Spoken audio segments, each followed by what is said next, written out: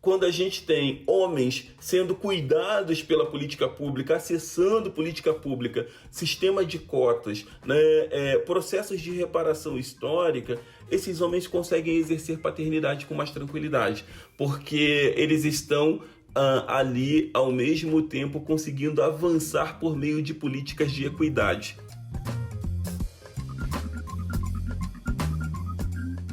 Já ouviu aquele ditado que diz que é preciso ter uma aldeia inteira para criar uma criança? Essa ideia está muito ligada também à paternidade negra. Quem diz isso é o historiador Luciano Ramos, que é um estudioso do tema. É com ele que eu converso nesta edição. Eu sou Isabelle Moreira Lima e você está ouvindo o podcast da semana. Um homem negro que é assistido por políticas públicas de saúde e de educação consegue exercer as suas funções de pai com muito mais atenção, com mais afeto e mais tranquilidade. A ideia é do consultor de masculinidades e paternidades e embaixador da Unesco, Luciano Ramos. O historiador é especialista em antirracismo e coordenou um relatório que mostra os desafios históricos que os homens negros enfrentam até hoje para ser pais. A Gama já tinha falado com ele no ano passado sobre esse relatório, que foi feito pelo Instituto Promundo. E agora a gente volta a conversar com uma nova pesquisa. O Luciano vem visitando comunidades quilombolas em diferentes estados brasileiros para entender o que tem de diferente nessas comunidades e o que a gente pode aprender com elas. Uma das conclusões até agora diz que quando o homem negro tem apoio, quando ele vive numa comunidade mais solidária, quando a provisão de recursos não é o único foco dele, a relação com os filhos muda para muito melhor. Mas numa sociedade racista, isso é muito, mas muito difícil. Ouve aí meu papo com ele.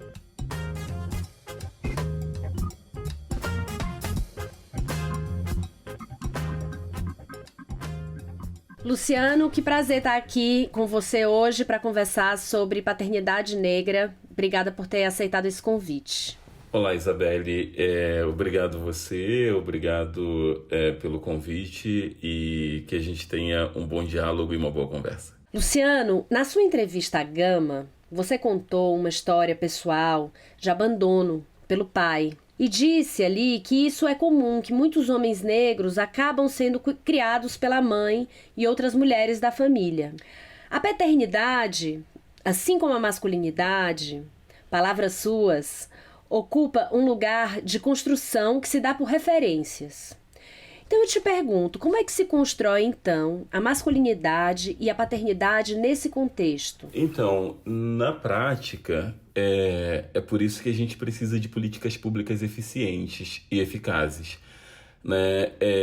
Porque, por exemplo, a gente vai ter instrumentos como o pré-natal do parceiro, do Ministério da Saúde, né, que é um programa dentro do Programa Nacional de Atenção Integral à Saúde do Homem, que vai possibilitar aos homens, durante a paternidade, criar vínculo com os bebês. E programas sociais, né, eu sou um defensor total de que todos os CRAs do Brasil, todos os Centros de Referência de Assistência Social, deveria ter um grupo sobre paternidade e cuidado.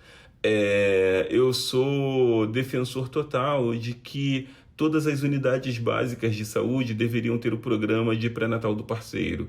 Eu sou defensor total que as escolas deveriam trabalhar no programa de saúde na escola o tema de paternidade e cuidado, porque a gente vai ter mesmo, sobretudo nos maiores bolsões de pobreza, né, nos ambientes mais periféricos, os meninos negros que são advindos de comunidades, né, de espaços, e aí comunidade que seja bem entendido, né, a comunidade não necessariamente é só favela ou periferia, todo espaço é uma comunidade, né, todo espaço comum é uma comunidade. A gente vai ter meninos negros advindos de comunidades que são majoritariamente matriarcais, majoritariamente femininas. E quando a gente está falando, obviamente, de bolsões de pobreza e de miséria, que são ocupados, né, em sua maioria por populações negras, a gente está falando de meninos negros que vêm dos seus espaços com uma paternidade muito ausente. E isso é muito comum, infelizmente, e que a gente use muitas aspas para esse comum, dentro desses territórios mais empobrecidos, né? E por que que isso é comum dentro dos territórios empobrecidos, né? Porque paternidade, historicamente, está ligada à provisão. Para você ser pai, você tem que prover. E muitas vezes o homem negro não consegue prover dentro desse modelo de sociedade que a gente tem. Por outro lado, também há pouca referência de paternidade para esses homens negros, e a gente não chega, né, os nossos ancestrais não chegam nos países onde eles serão escravizados para serem pais. E aí eu gostaria de abrir um parêntese, Isabela, para a gente poder falar sobre um outro ponto que é muito interessante. Eu acabei de passar por 8 comunidades quilombolas do Maranhão, em Alcântara, e de Pernambuco, no Agreste e no sertão pernambucano, onde você vê um cenário completamente diferente. Você vê homens negros que paternam, homens negros já senhores, idosos que paternam. Por quê? Porque a gente precisa pensar que o quilombo é um espaço de resistência. Historicamente, o quilombo é um espaço de resistência. E o quilombo, ele é uma comunidade, um espaço comum, onde esses homens e essas mulheres vivenciam a sua resistência diária, e ali esses homens e essas mulheres, negros e negras, têm seus filhos e cuidam dos seus filhos num movimento comunitário de proteção. Né? É como se esse homem negro... Eu quero ser muito bem entendido nisso que eu vou dizer, tá? Porque é complexo, mas é como se esse homem negro, quando protegido, ele consegue paternar. Porque quando esse homem negro está fora desse ambiente de proteção, né, e aí exposto na comunidade, né, vamos falar aqui agora de esse homem fora do quilombo, né, fora da comunidade quilombola, esse homem que está nas grandes periferias do Brasil, nas favelas do Brasil, ele está exposto também à morte, porque existe uma necropolítica que mata esse homem o tempo todo, né, e ele não tem a proteção do Estado, mas também essa comunidade periférica, favelizada, enfim, não é um lugar onde ele se sinta protegido para cuidar. Então, parece que todas essas vulnerabilidades, e é a primeira vez que eu estou falando isso, isso é algo que eu tenho escrito e pensado há algumas semanas, porque está muito recente, mas me parece que quando esse homem está fora desse ambiente onde ele está protegido, que é a comunidade quilombola, porque é um ambiente de proteção, querendo ou não querendo, é um ambiente de proteção e de cuidado, não cuidado do Estado, mas cuidado da própria comunidade que cuida, que se protege o tempo inteiro. Então me parece que esse homem está mais seguro para exercer paternidade. É quase que uma diáspora africana, né? Porque o quilombo é uma diáspora, e essa ideia, né, de fazer pequenas Áfricas fora do continente africano. E aí esse homem consegue, é quase que um resgate histórico africano de paternar. É muita coisa isso que eu estou trazendo agora, mas é a primeira vez que eu estou elaborando isso verbalmente para alguém. Eu estou fazendo esse movimento muito interno há dias, mas agora eu estou elaborando isso para fora, sabe? Eu fiquei pensando em algumas coisas, fiquei pensando sobre aquele ditado que diz que é preciso de uma vila para criar uma criança, né?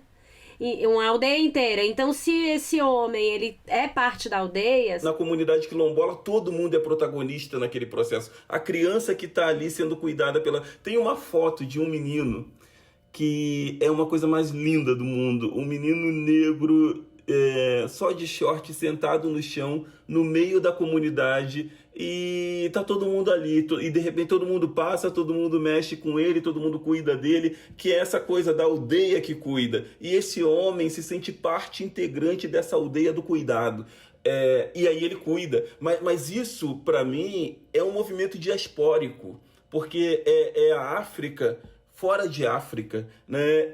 E essa vivência e esse resgate do cuidado que está posto ali. Então esse homem paterna, sabe? Porque a comunidade o influencia a exercer paternidade, mas também dá a ele condições de exercer paternidade.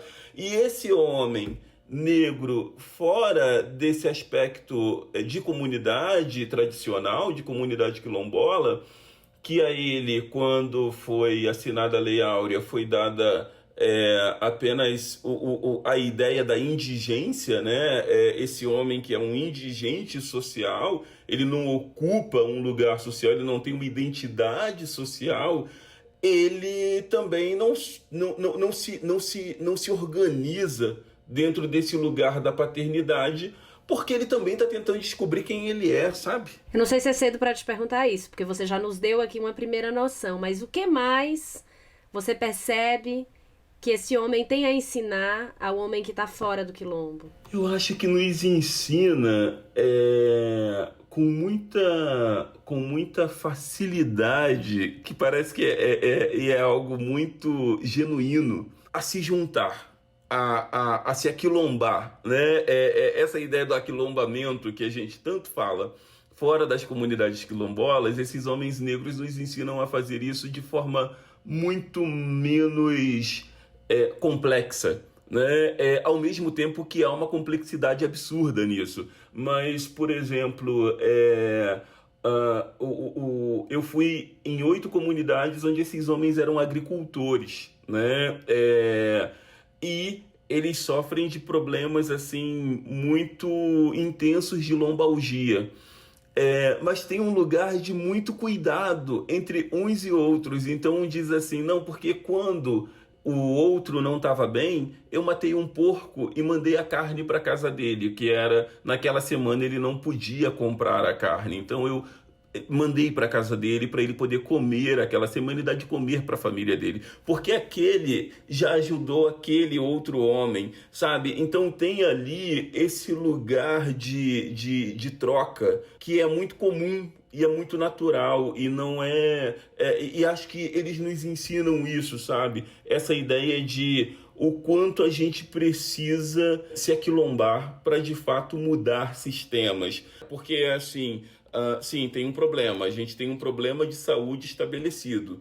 Isso faz com que dificulte o nosso exercício de paternidade, muitas vezes, né? Isso faz com que dificulte o nosso exercício de provisão financeira. Mas eu tenho o meu irmão que vai chegar aqui, bater na minha porta e dizer, olha aqui, tem carne essa semana para você, tá? Para você e para sua família. E aí tem esse movimento constante de ajuda e de troca, sabe? Eu acho que isso nos ensina muito. Isso nos ensina demais. O meu objetivo, primeiro, agora, é de conseguir criar uma metodologia para fazer formação para profissionais de saúde, assistência social também, que atuam com as comunidades quilombolas no Brasil. Pensando muito na perspectiva da contracolonização, eu acho que a gente tem um problema, que é o nosso sistema de saúde, o nosso sistema de assistência social e até mesmo o nosso sistema de educação. Eles por muitas vezes colonizam, né? Querem levar tudo de fora para dentro, como se não existissem tecnologias e ciências produzidas dentro dessas comunidades. E o processo que a gente está fazendo é outro, é um processo de escutar, de entender quais são as ciências produzidas ali, pensar a partir disso para promover uma formação para os profissionais de saúde a partir dessa escuta, para que esses profissionais tenham essa sensibilidade de escutar as comunidades. Isso tudo a partir da masculinidade e das paternidades de homens negros. É esse o meu lugar, sabe? É daí que eu quero fazer isso. O que você tem assistido, né, na visita a essas comunidades e aprendido conversando com as pessoas e o jeito que você exerce a sua paternidade, você acha que ela já é muito diferente das gerações anteriores? Eu acho que a minha paternidade ela é muito diferente da paternidade da geração do meu pai. E também muito diferente da paternidade da geração dos meus tios, porque é uma paternidade mais próxima da criança, sabe? É uma paternidade que se dá por meio do vínculo e do afeto. Obviamente que eu estou preocupado com a provisão, mas ela não é o meu primeiro ponto. O meu primeiro ponto é o afeto, é o cuidado, é a atenção, é querer estar perto, é querer estar junto, é acompanhar os processos de desenvolvimento. Obviamente, eu também vou olhar para a questão da provisão, porque eu sei que ela vai ser importante, vai ser necessária nesse desenvolvimento da Laura. Mas eu estou preocupado, sobretudo, como ela pode se sentir cuidada, amparada e protegida. No senso comum, o machismo, ele colocou na nossa mesa de que afeto é algo específico das mulheres e que os homens não desenvolvem afeto, porque historicamente o homem é esse indivíduo que foi criado para ser durão, né? E aí, se a gente faz um recorte para as masculinidades negras, que é o nosso ponto nessa conversa, a gente vai a Fanon, né? Fanon, por exemplo, vai nos dizer, em Peles Negras, Máscaras Brancas, que o homem negro não é homem. Socialmente, esse homem negro não é homem. Ele é um indivíduo sem humanidade. Ele foi animalizado pela sociedade. Então, se para o homem universal já há essa ideia, para o homem negro, então, essa sociedade retira com muita facilidade a nossa capacidade do exercício de paternar, retira a nossa capacidade do exercício de amar, retira a nossa capacidade do exercício de se vincular às pessoas. Com muita facilidade, nos colocam num lugar muito animalizado. Eu me lembro de um homem numa favela uma vez na Ilha do Governador que dizia, eu me sinto muito constrangido de andar na comunidade com o meu filho porque a qualquer hora eu vou tomar uma dura da polícia e o meu filho estará vendo aquela cena. Ou seja, a gente tem todo um sistema que foi feito para o não exercício da liberdade da paternidade, porque eu quero pegar a minha filha e ir à praça com ela com tranquilidade, levar a minha filha à praça, exercer brincadeira com ela, deveria ser algo simples, como também para esse homem que vive numa comunidade, que vive numa favela, pegar o filho, andar com ele para levá-lo até a praça deveria ser algo simples, e não ele ter medo dessa força policial que em algum momento vai pará-lo e o filho vai presenciar esse homem passando por esse constrangimento. Ao mesmo tempo que, obviamente, quando você ocupa outros lugares sociais, outras situações acontecem, né? Eu, por exemplo, já passei por um constrangimento de uma revista aleatória no aeroporto viajando com a minha filha de férias, sabe? E de repente a minha filha está ali me vendo passar por uma revista aleatória, que a gente sabe que nada tem de aleatório, porque ela define muito bem quem vai ser revistado. Mas entende, assim, como é que a gente exerce paternidade com tranquilidade, tendo um Estado que dificulta esse exercício o tempo todo? Logo no começo da sua primeira resposta, você falou de política pública, né? Você diria que é fundamental para exercer uma boa paternidade negra? Ou uma boa paternidade, ponto, né? Eu acho que uma boa paternidade negra, e acho que é importante a gente fazer esse recorte racial. Eu vou te explicar por quê. Veja só, na pesquisa que nós fizemos lá atrás, em 2021, sobre paternidades negras no Brasil, a gente entrevistou mais de 300 homens negros. E como a gente estava no período de pandemia, a entrevista era online, né? E a gente acabou entrevistando a maioria dos homens que tinham chegado ao ensino superior. Alguns tinham especialização, poucos tinham mestrado, mas o que fazia grande diferença, Isabelle, é o fato de que homens negros que conseguiram chegar à graduação, que conseguiram finalizar a graduação e ter um emprego que não fosse um trabalho subalternizado, eles exerciam paternidade com mais tranquilidade. Entende? Isso muda. Não era o homem negro que era vendedor ambulante, que durante a pandemia não sabia o que fazer, mas era um homem que estava trabalhando de carteira assinada em uma empresa que durante a pandemia ele estava em casa e ele não tinha ali a incerteza se ele ganharia ou não um salário naquele mês, um dinheiro naquele mês. Então, e esses homens, e aí por que eu estou falando da política pública? Esses homens eram oriundos de cotas nas universidades. Esses homens eram oriundos de programas como o SISU. O que isso tem a ver? Tem a ver com o fato de que quando a gente tem homens sendo cuidados pela política pública, acessando política pública, sistema de cotas, né, processos de reparação histórica, esses homens conseguem exercer paternidade com mais tranquilidade, porque eles estão ali, ao mesmo tempo, conseguindo avançar por meio de políticas de equidade. Então, isso é super importante. Isso é super importante. Por isso que a política pública é necessária. Política pública de educação, política pública de saúde, política pública de assistência social. Se a gente olhar, Isabelle, eu estava na semana passada, retrasada, numa ação do Ministério da Saúde e Ministério da Educação, que é o do Programa de Saúde na Escola, e a gente fazia uma análise, né? Era um grupo de especialistas convidados por esses ministérios para poder fazer essa análise. A gente fazia uma análise onde a gente olhava para a evasão escolar. As pessoas que mais evadem das escolas entre ensino fundamental e ensino médio são meninos, adolescentes e jovens negros.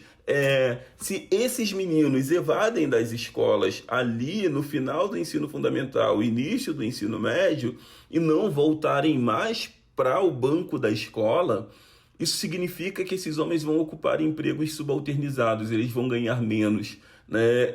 E aí, como é que você cuida de uma criança integralmente nesse lugar? E a tendência é que esses homens acabem tendo também uma quantidade de filhos um pouco maior, porque também não passaram por processo de educação sexual, porque também não passaram por processo de planejamento familiar. E aí por isso que é importante a política pública de saúde, para poder dialogar com esses meninos dentro das comunidades periféricas sobre a importância de planejamento familiar. Entende como tudo vai esbarrar na política pública? E por isso que a política pública é tão importante? O que mais que você acha que poderia sustentar essa nova paternidade mais presente, mais cuidadosa, né? Eu acho que o outro pilar é uma sociedade menos racista. Uma sociedade baseada na prática do antirracismo.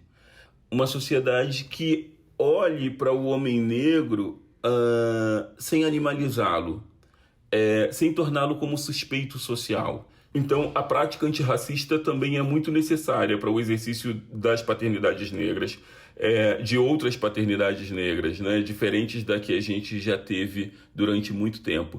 Mas eu também acho esse movimento que a gente precisa fazer é um movimento de diálogos com meninos negros desde a infância. Eu vou te dar um exemplo, tá? Eu estava na Colômbia há pouco tempo, entre outubro e novembro do ano passado, e eu fui trabalhar com algumas comunidades negras do Pacífico da Colômbia. E essas comunidades negras do Pacífico da Colômbia com, assim, 80%, 90% de pessoas negras.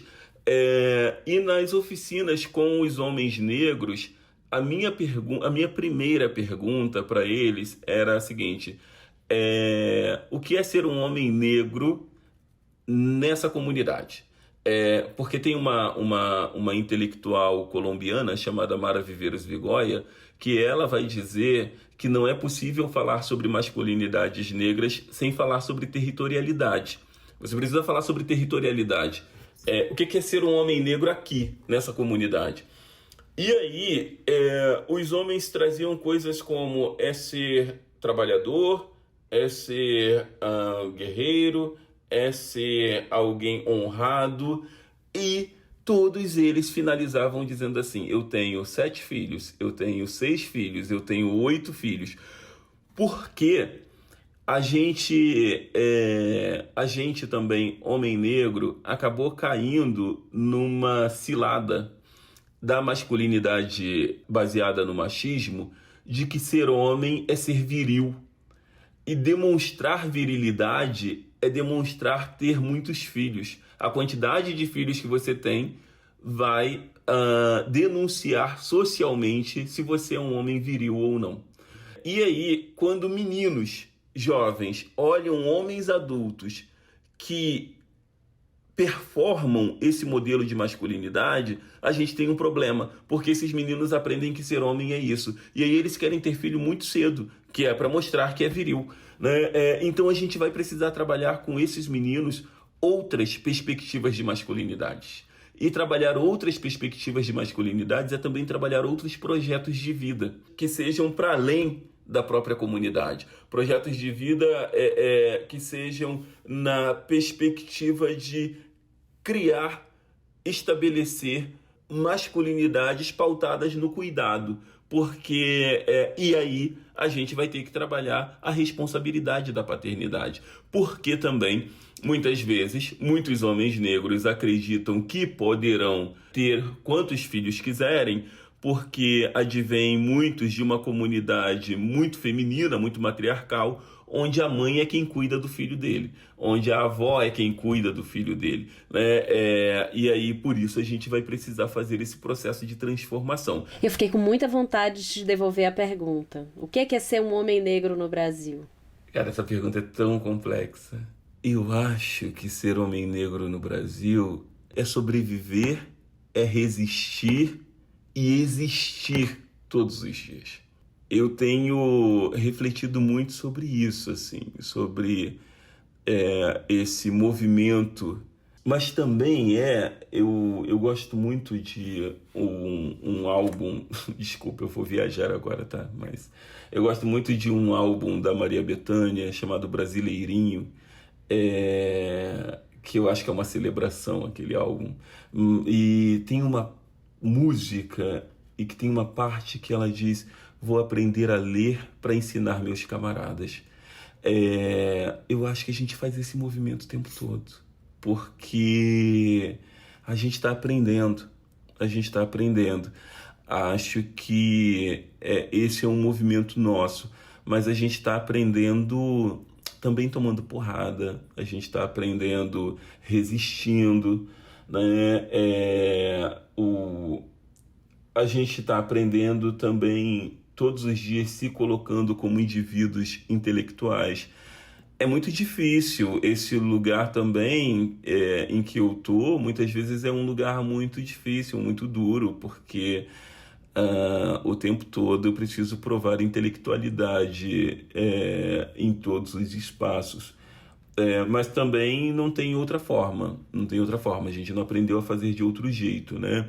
Mas eu acho que, assim, ser homem negro no Brasil é a compreender que existe uma pluralidade de masculinidades negras, uma pluralidade enorme de masculinidades negras, mas, sobretudo, que existe essa masculinidade do homem negro que está na cidade, que está no campo, que está na comunidade quilombola, que está produzindo ciência, que está todos os dias lutando, né, contra um sistema racial que oprime, que nos mata, né, que mata os nossos, mas que também vai celebrar, né? E a celebração é essa resistência, é esse cara que vai lá e cria, né, dentro da cultura, é um homem que está aí produzindo o tempo todo, produzindo cultura, produzindo ciência, produzindo saberes ancestrais.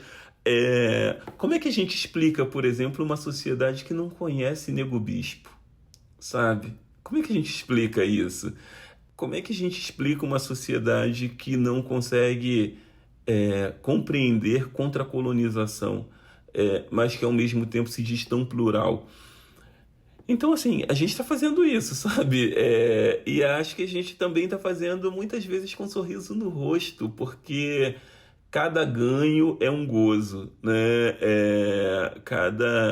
E é isso, assim, mas a gente vai ganhando e vai seguindo, porque não tem tempo para parar, né? Não dá para parar. E a gente precisa ir fazendo. Porque isso também tem a ver com os nossos meninos, tem a ver com os nossos filhos e as nossas filhas. Cada vitória que eu tenho dentro daquilo que eu estabeleço, que não é só minha, que é de toda uma comunidade, eu penso assim, nossa, isso daí é para gerações futuras, sabe? O que eu faço pelos que vieram antes de mim e pela força dos que vieram antes de mim, faço pelos que são contemporâneos e junto com os que são contemporâneos a mim, e também faço pelos que virão. Eu acho que é isso, sabe? Mas também tem uma ancestralidade muito forte, Isabelle. E aí eu não estou falando só ou somente ou apenas de religiosidade, eu estou falando de ancestralidade mesmo, sabe? Quando eu olho aqueles homens no quilombo de Conceição das Crioulas ou no quilombo de Samucangaua, eu olho e vejo os homens da comunidade de Guape, na Colômbia, no Pacífico da Colômbia. Aí eu também penso nesses homens nos países do continente africano. E esse movimento diaspórico nos fortalece demais, né? Luciano, muito obrigada por ter batido esse papo hoje aqui no podcast da semana. Obrigado você. Se você gostou deste episódio, eu te convido a ouvir outras edições do podcast da semana. Sobre parentalidade, a gente já falou com a bailarina Ingrid Silva, que contou como ela concilia a vida de mãe com a carreira de artista. E com a psicanalista Fê Lopes, a gente falou sobre como lidar com as crianças na hora de uma separação.